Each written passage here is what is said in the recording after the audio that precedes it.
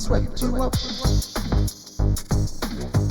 You married your high school lover. Married you all some kids or something. 'Cause I never had that in me. But mama, I've been waiting for you so long. Traveled across the seas for me, and then you left me crawling Amsterdam beaches, waiting on the hotel floor for you. Then your mama came and swept you up, and you went and married your high school lover.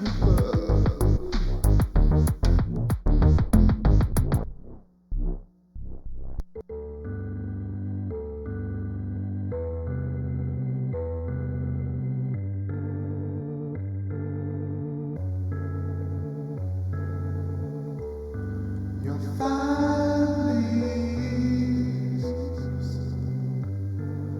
constraints.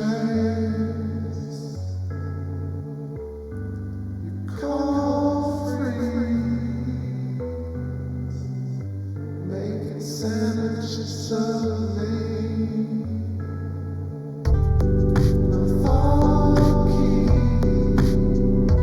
Job to solve me.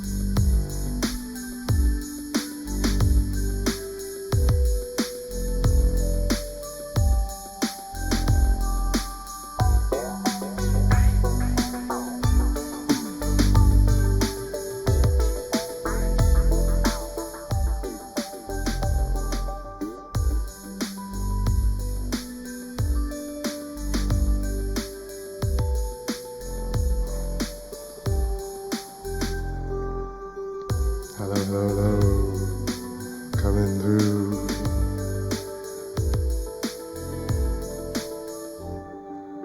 All right. Welcome to another session, chasing after Jupiter. Got a really nice shot tonight. It's a bit wet atmospherically. You can see a lot of that when I was focusing, but we got the red spot. Some really nice storm patterns on the upper part towards the top, darker regions. Just trying to hold it steady here on the 2X. Coming at you 10 p.m., 12 p.m. Eastern time. Rising up in the east, you got Jupes. What's up, chat room? How's everyone doing tonight? Thanks to my cats who stayed up late with me last night till 4 in the morning, checking out Saturn, Mars, and the moon. Getting deep on some tunes. That was fun. I listened to a little bit of it today.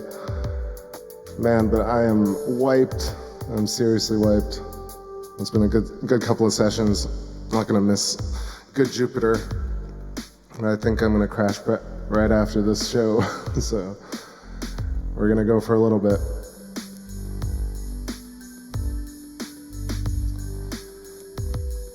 So normally I would show the kind of wide shot. I think you saw it for a second.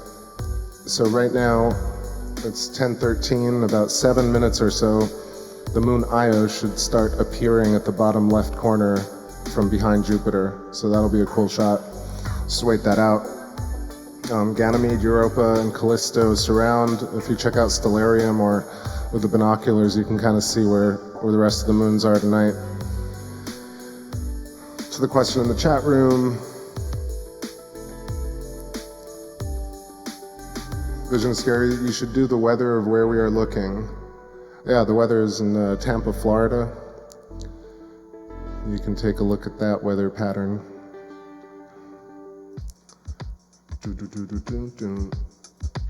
Yeah, just gonna play some tunes in the background, not grabbing the guitar or nothing tonight.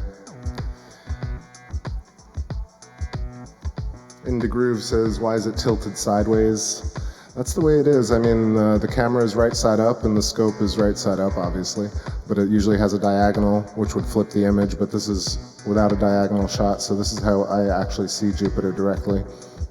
And it is tilted along the ecliptic plane. Why? Who knows? But that's what it looks like. Getting some really cool storm patterns. This is probably one of the better views. If you guys know the show, a lot of you do, I'm sure. It's always a struggle to get detail, but to get kind of the banding patterns and swirls, that's always great.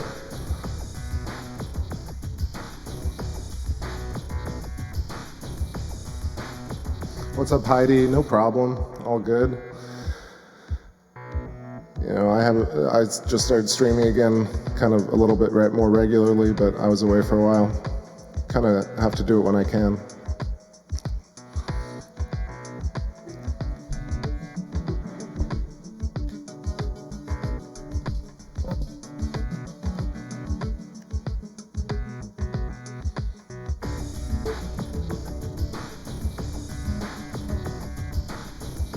We're even capturing a little bit of that white band at the very top when it gets clear.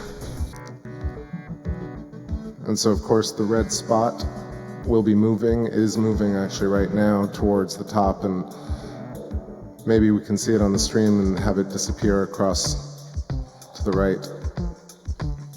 It's always amazing to me how fast it moves.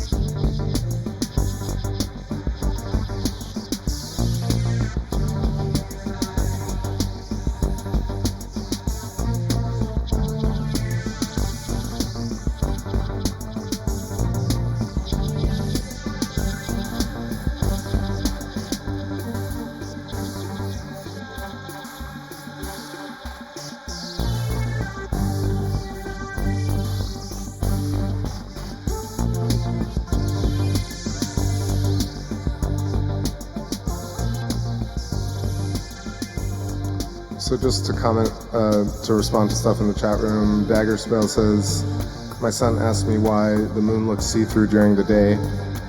And I said, it does. And Don Parker says, why does Jupiter look like it's see-through? So I don't know, I mean, Jupiter, it's hard to tell because really, what do we know about Jupiter and how it's supposed to look, quote unquote. But the other thing is that normally you can kind of see what goes on with the red spot. The red spot goes around or in whatever direction it does, but it definitely disappears off of screen, off of Jupiter's surface, what we can see. And then if you look back in my archives, I have a playlist called Transits, and I think towards 2015-ish, there's a video of the moon during the day with Venus, and you can see very clearly that even though the moon definitely gets that kind of blue reflection and refracts a lot of light back during the day, you can see clearly that Venus goes behind the moon. So that's my experience with translucency. It seems like it looks like a certain way, but it acts differently.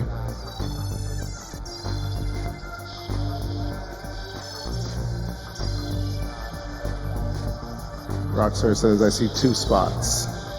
So there is that kind of darkened area a little bit to the, like almost dead center at the top, and that's kind of, that actually looks like the storm that's going across. I don't think it looks like the moon shadow. Normally it's kind of a lot harsher. That looks like it's spread a little bit longer across. Actually, right about now, Io is supposed to start creeping from the bottom left corner, so we'll see if that pops out or I have to adjust contrast. Give it a minute or so. Keep an eye on the 7 o'clock position.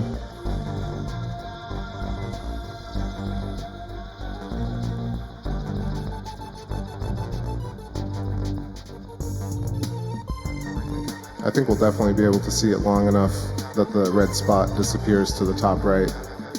So if you guys want to keep a record of that and kind of measure it.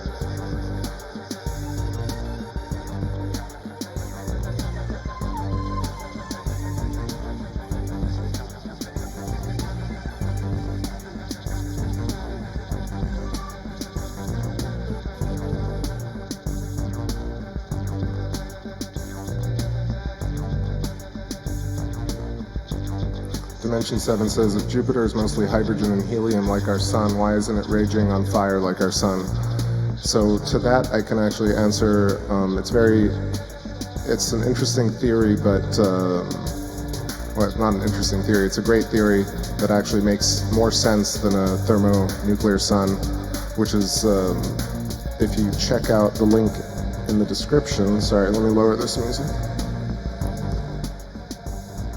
I'll say it again, sorry if I've said it a million times, but Dr. Pierre-Marie Robitaille, and the channel is called Sky Scholar, talks about a liquid, actually a condensed matter sun, where it's not really thermonuclear and it functions a little bit differently than what we know.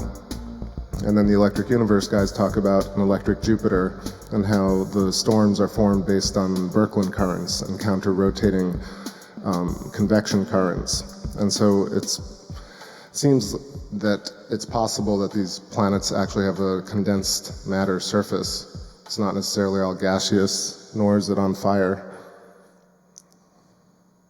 Seems a little bit more reasonable.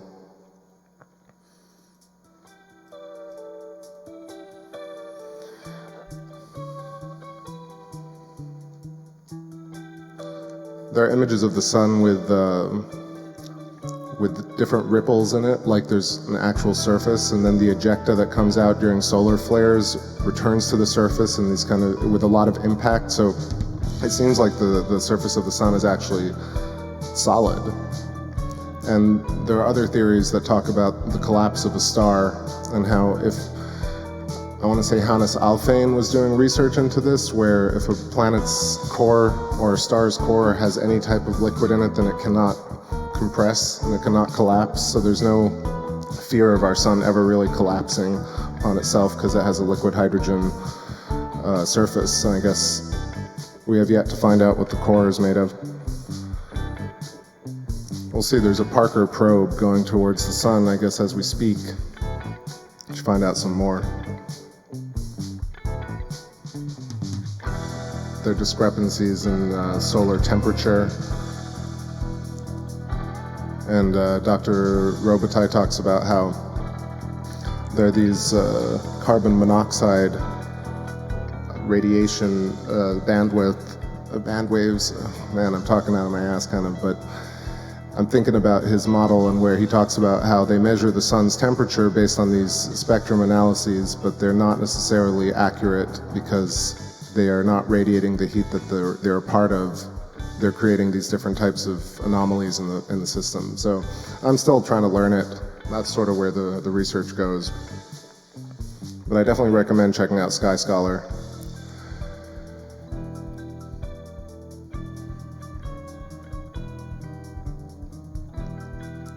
So I think I need to turn up the gain on this because I/O is not visible, and it probably should be at the bottom left. So I'm gonna go over and check those settings.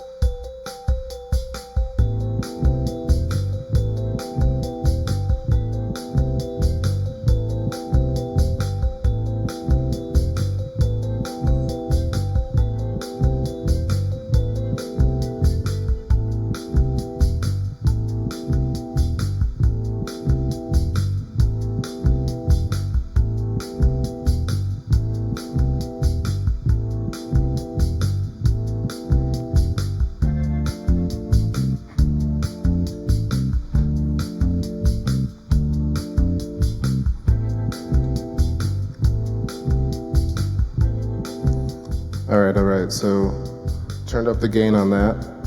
I kind of leave up the settings so you see what I'm playing with. So you got to turn up the ISO and then open the shutter a bit longer and you get a bit more light in, and then you can see that IO's just appearing from behind Jupiter. Dimension 7 says, I just subbed to Sky Scholar, thumbs up. Hell yeah, man. I don't know, it's good to think about things in a new way. Not sure who's right or wrong.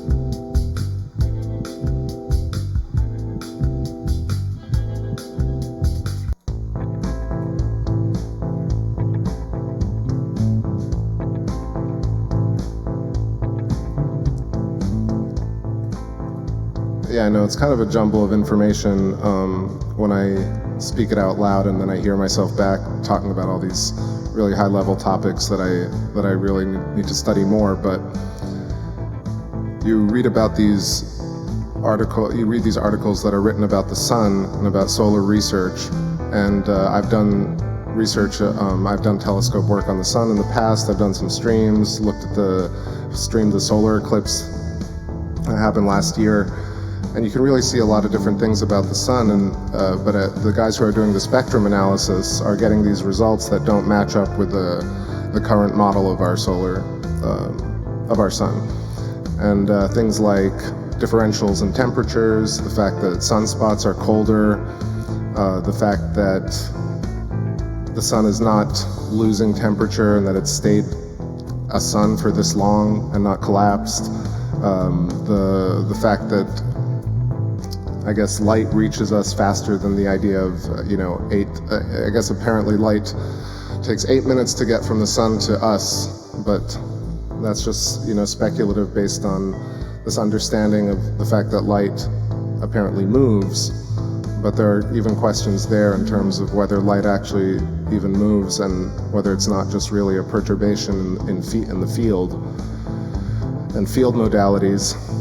That type of research has been really well thought out and talked about by Theoria Apophysis, the angry photographer, tattooed monkey, has talked endlessly about field theory, and gravity and electricity and light. And then today Electric Universe did something about, what is light? And so I think that that's where a new line of questioning can come up. Speeds, whether they're constant or not, whether, it's valid to determine the distances of anything in space based on light and the movement of light, whether redshift is accurate. If you guys are interested in redshift and anomalies there, you can look up this guy named Halton Arp, Halton-Arp. He was cliched sounding, but he's the modern day Galileo apparently. But he was doing a lot of actual observational research on the large telescopes, and you can see a couple of interviews with him on YouTube. Halton Arp, fascinating guy, found anomalies with redshift in galaxies, showing that redshift is likely an intrinsic quality, where galaxies can have different types of redshift and be anomalous to the fact that redshift actually means that things are moving away and blue shift means things are coming towards us. And so that's how things are measured in the universe, and if that's under question, that's amazing. So there are a lot of implications for these concepts. Oh, the music drifted off, let's see. I'm just going through some random old stuff. All right, so that's Io. I think the view with the detail of the surface of Jupiter was a little better, so I'm going to go back to that.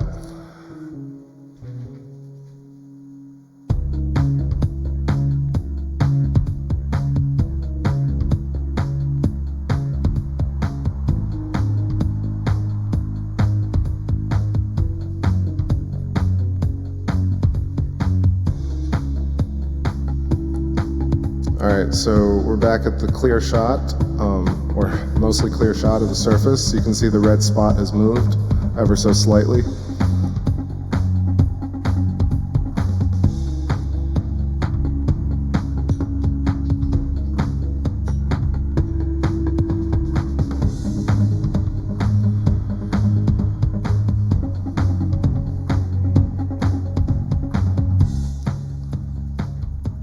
I mean, it may sound like I even know a little bit about what I'm talking about, but I don't really even feel that way. I'm just kind of scraping the surface. The way I kind of do that research is I just watch some of these, or a lot of these videos, and then I just rewatch them a couple of weeks later, and then rewatch them a couple of months later. Things like Stephen Crothers breaking down relativity, things like Donald Scott talking about an electric star model, an electric Jupiter, listening to Sky Scholar. I mean, half that stuff goes way over my head. Kirchhoff's law, thermodynamics, and what's been settled and not settled. But really, these are the guys who are actually doing some of the incredible work that, while, I can sit here and show you guys stuff on the scope, I can't really do any math to kind of disprove any other math. And, I know some people don't really care about math, but there are certain things that are definable, and it's just important to kind of discern that math can be used for great things, and it can also be used to prove things that are not really there observationally.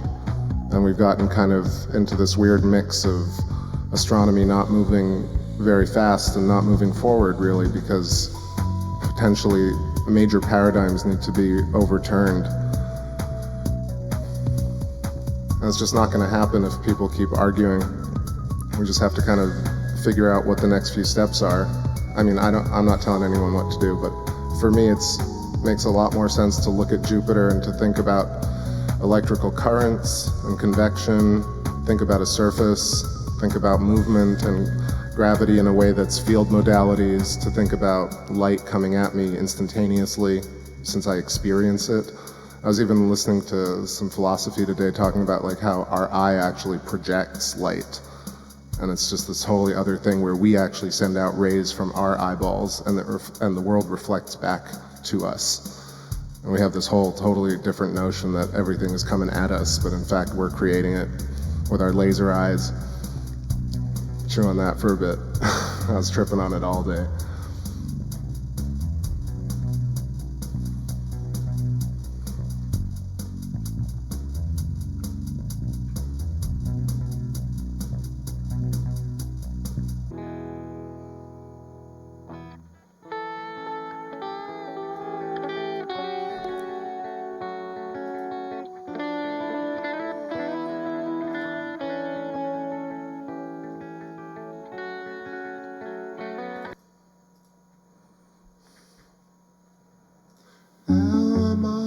Wide open,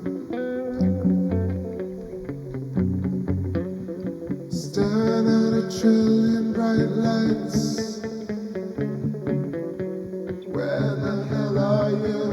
Oh, my heart is wide open, wide open. Funky Blue says, question, why is everyone, news, vids, etc., talking about Nibiru? Because I mean, for me, it's a complicated answer, but it can be explained in this kind of novelty syndrome. So the human mind has chemicals that are induced when it reads articles or sees photos or has sex or does drugs and gets this kind of dopamine rush or whatever type of chemical rush. And there are certain words that are more powerful than others that induce similar types of feelings. This is all theoretical and it's all my kind of just thinking about it. So just the same way a piece of art can be crappy or really good and make people feel a certain way. Similarly, words like Nibiru or Nephilim or Assyrian or, there are certain words that just have a great cadence of letters, a great way of sounding, and they're words that really suck to say and are instantly forgettable. It's like the same with people's names and stuff. So I think things like any number of concepts and conspiracies that you can think of all have, the ones that really succeed all have these names that are very sticky. It's really a lot about marketing, is what I think. So Nibiru is a great marketing piece to keep people thinking about this thing that could come destroy you. So let's say Nibiru is not anything. What if Nibiru is actually Saturn? And then you're just looking at Saturn, you're like, oh, there's got to be Nibiru, it's going to come destroy me. But you're actually looking at Saturn, which in and of itself is unfreaking believable, that you can actually see it, and that what is it? Similarly, you're looking at Jupiter, Jupiter is Zeus, Jove, any number of archetypal names that you think that have these power structures behind them that have been imposed either by the media and by Hollywood and by all these different, our culture kind of recursively iterates on these concepts. And so I personally think that it's a marketing thing, and videos sell with silly thumbnails and videos sell with scary imagery, and there's gore porn and things like that. People like watching scary movies. I don't really like that stuff, but there are a lot of people who do, and therefore typical memes like that where people are questioning much larger questions in these extravagant ways with answers that cannot truly be proven one way or another. It's almost like watching a great movie with a great mystery plot and you want to live in there because regular life seems so banal. Does that make sense? I think that's why Nibiru is always in the news. It was in the news probably 50 years ago under a different name, 100 years ago under a different name. I think all of that stuff is probably why we don't have a consolidated scientific community right now, because everything is so compartmentalized and scattered, and no one really wants to get together and say, all right, let's be serious about it, make some decisions. It's always the toughest thing, right?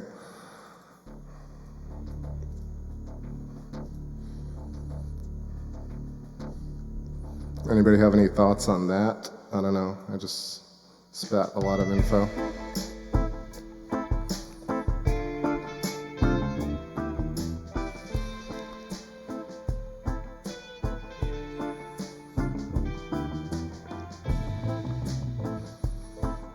Well, in the context of the electric universe, the idea that the human race or humankind keeps reiterating or keeps telling this story about Earth and calamity, through what really today looks like comic books and Hollywood movies. They're telling the same story over and over again about, if you look at these movies from Transformers to all the Marvel stuff, there's always planetary alignment, giant laser bolt from space, or the moon crashing to Earth, right? These themes are almost ubiquitous throughout all these different mediums. Wolf River BP Earthwatch says Jupiter is Nibiru. It could be. It could be. The stuff that I've read shows that Saturn was called Nibiru, but who knows, really? I didn't find any of those artifacts or ancient writings, but it's very likely that it's secrets hidden in plain sight. And that's kind of a throwback to 2011, back when, I don't know if any of you guys saw that Secrets in Plain Sight 1 through 23, about like a 4-hour mini-series on all these different geometrical connections. So anyway, secrets are best kept in plain sight, and isn't it most obvious that like you have this planet that we're looking at right now, this crazy thing, to think that we really need another thing behind it that's more dangerous and more scary and crazier sounding than actually just focusing on this planet that we're looking at here, which is already insane. Or the moon, for example, right? Or the sun. So, right, like the idea is that, oh my God, there's a second sun. But isn't the sun crazy enough for you? Like, or the Earth? I feel the same way about VR and shit. People put these helmets on, and I'm like, isn't life already that? Like, I get being on a screen and like laying down paintings, and humans have always sort of interacted with these boards and scratched things into boards or trees, but the idea of putting a headset on and then being in a world that's replicating the world that you're already in, that seems like a dream anyway. So I've kind of moved away from all of this because it just seems to be this huge waste of time, and it seems to be kind of, if you talk about psychological like fiendishness, your brain just wants to believe in this kind of this evil, and part of it is because we live in a world where good things come because and are noticed and are recognized because evil exists and death exists, therefore life exists, necessitativeness. So once you get to that point, you realize like the only thing you can be certain of is you will die. The other thing that you can be certain of is when you talk to people who are close to death or near death or dealing with that thing, and you see how they're dealing with it, you realize like how you want to deal with it. And then ultimately all these freaked out things like Nibiru and poisoned water and chemtrails and all these things is just about killing you, but you're going to die anyway, right? So what's the point of worrying about death when you can really just watch Jupiter and play some dope music? It's that stupid and that simple, but you realize like you end up doing a lot more of the worrying than the actual, setting up a scope and writing a song. And like, I know I'm talking about myself in a way. I'm not trying to brag. I'm just saying that kind of hit me at one point a few years ago where I was like, oh, if I keep complaining, then I'm not doing any of this shit. And then I started doing this shit, and you start realizing, excuse my language, you start doing all these things and you realize like that's where it's all at. That's where the magic is at, where you're helping people and you're showing things and you're sharing things and you're learning. Like, what did I really know about Jupiter from other stuff from 3 years ago or 5 years ago when I first started looking into it? Like, I knew nothing. And now like I know how these things move. I know what it looks like. I know what detail is, turbulence, how to set up the scope. And it's, some people are like really taken aback by like that false positive attitude, and I don't think I'm one of those people. I definitely believe in death and evil and crap, and I think that's necessary. It's just about how you look at it. I don't think everyone has to love everybody. I think hate is also a very important thing to have, and things can't be perfect, because why would you want them to be that way? So really, it ultimately comes back down to your perspective, and then you're looking at consciousness, and that's really where those questions start to get interesting, because you're like, okay, it's just me. And then and then be the change, right? All the philosophers and the Buddhists and yogis were all trying to teach everybody that really it's not about even asking the question, because once you really get to the state of what they call samadhi, you really tend to stop asking, because you just want to shut up and experience things. You realize how actually incredible things really are. And how fucked up things are too. That's where all the great art comes from. I think. Therefore I speak. And maybe it makes sense. I don't know, drop me a note in the chat, let me know what you think of any of that stuff. We still got a great view of Jupiter. Gonna go for a little bit longer. Red spot is about to disappear on the top.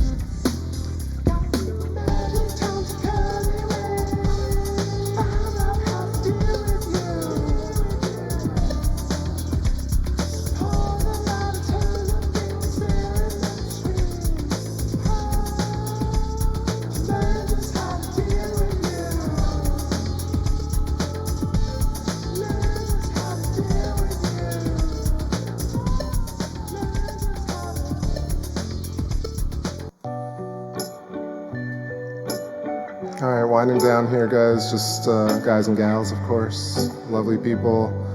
Somewhere over the rainbow cover, just in the background. Thank you for the kind words, and thanks for listening to me. I know everyone's heard a lot of stuff.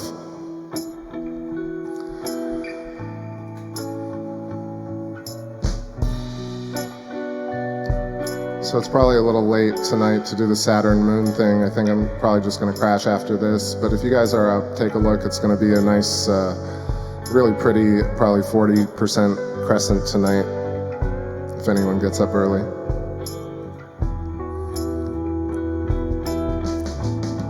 Might be back tomorrow for Jupiter around the same time, like 9:30 probably.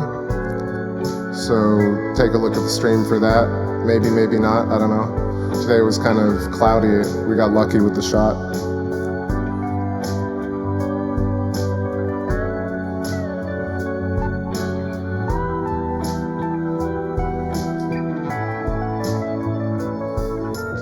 Oh, hey there, Vicky. How's it going? Going for a little bit longer while we got the view. I'll zoom in once that red spot hits the edge. I think it's almost there. Let's try and get in before it's too late.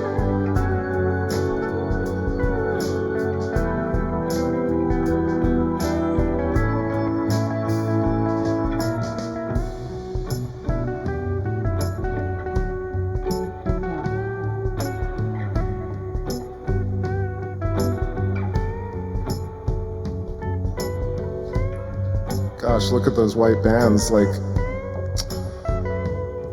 dang, look at that. It's always just crazy. I mean, I love how it's like mind-blowing every time.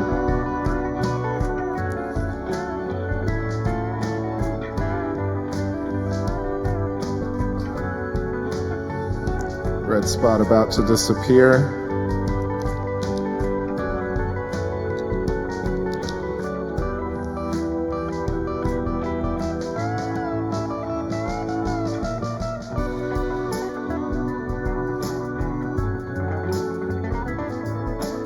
Thank you all, appreciate it.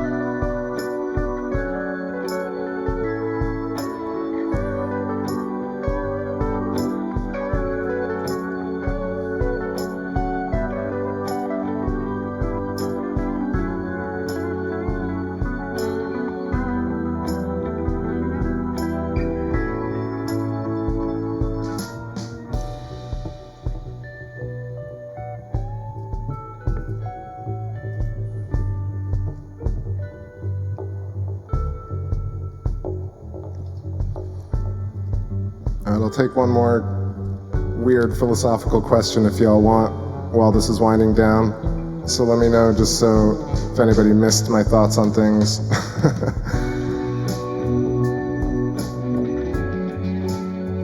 Trying to put it all together, you know, just looking at it from a more holistic perspective. Ultimately, there's a lot to do just on the ground floor.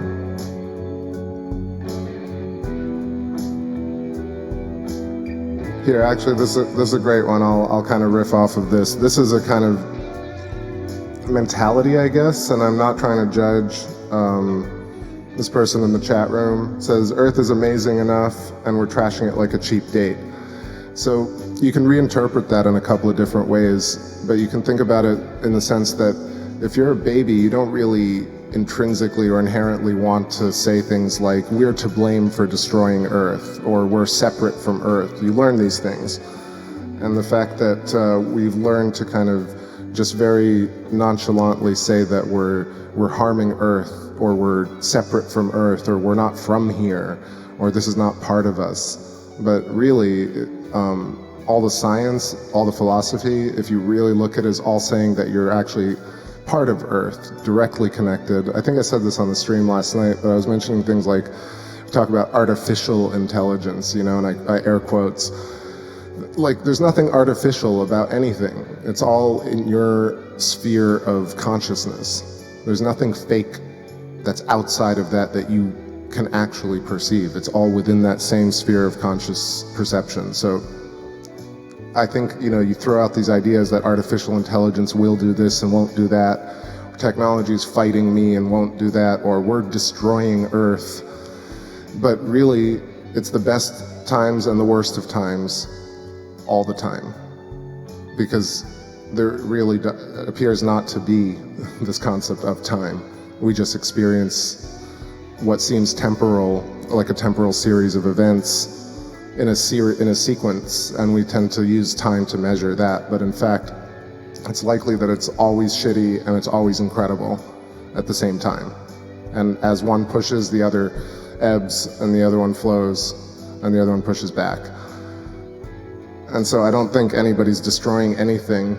You could, and people could be creating at the same time, and it seems to flow in that balance. The reason I think we exist at all is simply because of that necessitative ebb and flow of the negative, destructive, entropic energy, and the kind of, I guess, the pushback of that, counter space and space.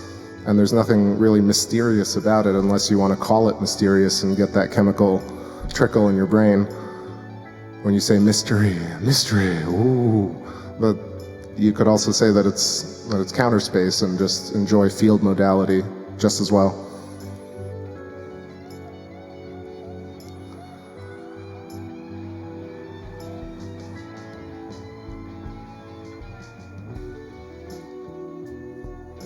As Jupiter disappears, we're getting some really awesome little shots in between as it clears. Hope you guys are getting that kind of detail as well. I'm seeing the preview window, but I never know how it appears on people's different devices. I know some of you probably watch on your phones. You get a little Jupiter right to your phones. I mean, you think about it, right? Like 20 years ago, 30 years ago, this is straight up magic, what's going on right now. Just talking to you guys through like an audio program, through like a MIDI program, like a MIDI box, like running another computer with Jupiter, which is like ridiculously far away, with a scope, and then sending it to you guys with no delay and all the, I mean, there's a delay, but you know what I'm talking about. Straight up magic. So I don't need no Nibiru to excite my chemical release. I got Jupiter and I got the moon.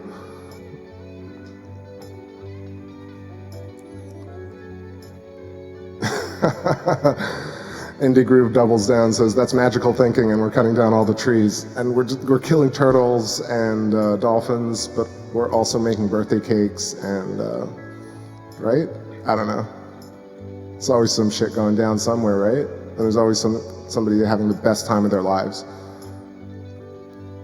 And ultimately, you could look at it in a really much more like a bird's eye view of you are everybody anyway. Therefore, you're having all these experiences and you can just chill the fuck out. As Alan Watts so succinctly put it, he said, you know, a great leader knows how to trust everyone else to kind of do tasks for them. And you are everybody, therefore, you know, allow the universe and the world to work for you as opposed to talking shit about it. It's not directed at anybody in particular.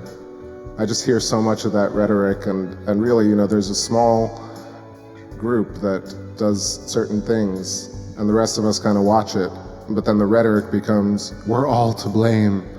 We've destroyed everything. Oh my God, all the space junk, that's us. I didn't launch any space junk. I don't launch no space junk, man. You know what I mean? So I think discerning and being very, very particular with your words is important. It's not just a sweeping judgment of mankind, of oneself, in fact. So maybe you're destroying the ocean, but I love the water.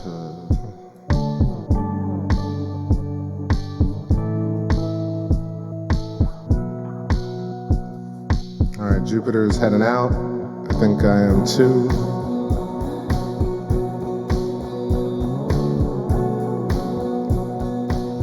You know, if we run out of oxygen, we'll probably figure out, like, by virtue of like how crazy this matrix symmetry electric universe is, we'll develop these ways of breathing nitrogen or helium-3 or some shit like that. So who cares if all the oxygen is gone? Anyway, it's like this kind of, it's just this, you know, it really makes a lot of sense, these guys who talk about catastrophism theory, you know, it's where we're traumatized as an entire species, and we kind of really just like desire to be there at the end while everything burns. And I don't know, that seems really like if that happens, cool. If it doesn't, you know, I'd rather be doing some stuff, some other things, and not really thinking about that, but that's how it goes.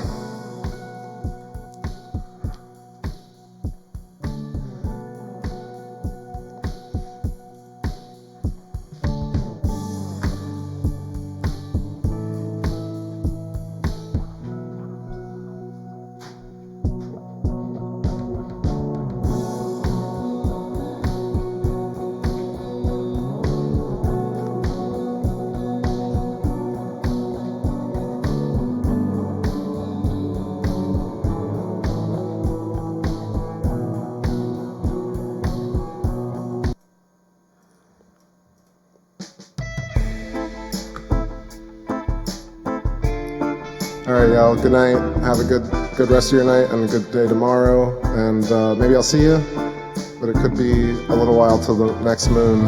So be good to one another and do some astronomy, man. Get out there and know your sky a little bit better.